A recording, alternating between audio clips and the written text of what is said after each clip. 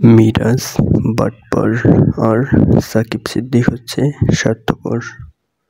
So hello viewers, নায়িকা আরোহী মিম এইসব কথাই বলেছেন। আজ তার প্রমাণ সহকারে আমি আপনাদের মাঝে কথাগুলো উপস্থাপন করব। তার আগে আপনারা ভিডিওটি নতুন দর্শক হলে অবশ্যই ভিডিওটি লাইক করে পাশে থাকা বেল আইকনটি বাজিয়ে দেবেন।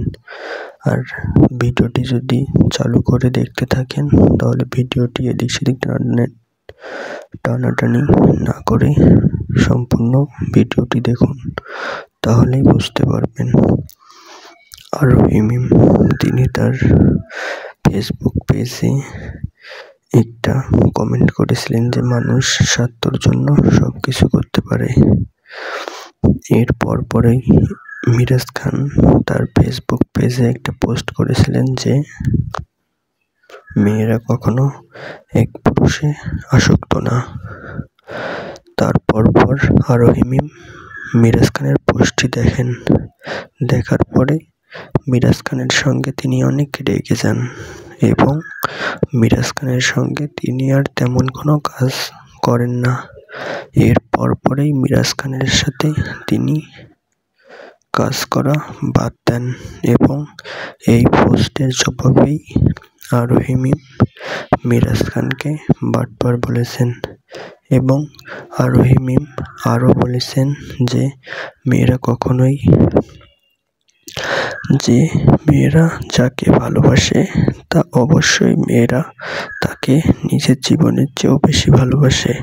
এইগুলো শোনার পর মিরাজ খান আর তেমন কিছু বলেননি, কিন্তু আরোহী মিম আর মিরাজ খানের সঙ্গে সম্পর্ক রাখেননি। এর পরেই আরোহী মিম সাকিব সিদ্দিকের সঙ্গে কাজে লেগে যান এবং একের পর এক সুন্দর সুন্দর নাটক উপহার দেন। কিন্তু সাকিব সিদ্দিক আরোহী মিমের সঙ্গে কাজ করার পরও অন্যান্য মেয়েদের সঙ্গে, অন্যান্য নায়িকাদের সঙ্গে কাজ করেন, কিন্তু আরোহী মিম এটা মেনে নিতে পারছেন না। আরোহী মিম বলতেছেন সাকিব সিদ্দিককে একাই তার সঙ্গে কাজ করতে হবে, তিনি আর অন্য কারোর সঙ্গে কাজ করতে পারবেন না। সো হ্যালো ভিউয়ার্স, এই কথাটা আরোহী মিমের দর্শকরা অনেকে ভালোভাবে নিয়েছেন, আবার অনেকে ভালোভাবে নেননি। কারণ একজন হিরো, সে চাইলেই সবার সঙ্গে তাকে কাজ করতে হবে, তা না হলে সে পপুলারিটি অর্জন করতে পারবে না। সো এজন্যই আরোহী মিম মিরাজ খানকে বাটপার এবং সাকিব সিদ্দিককে স্বার্থপর বলেছেন। সো হ্যালো ভিউয়ার্স, কেমন লাগলো আজকের ভিডিওটি? অবশ্যই ভিডিওটিতে একটি লাইক করবেন। ধন্যবাদ এরকম ভিডিও পাওয়ার জন্য।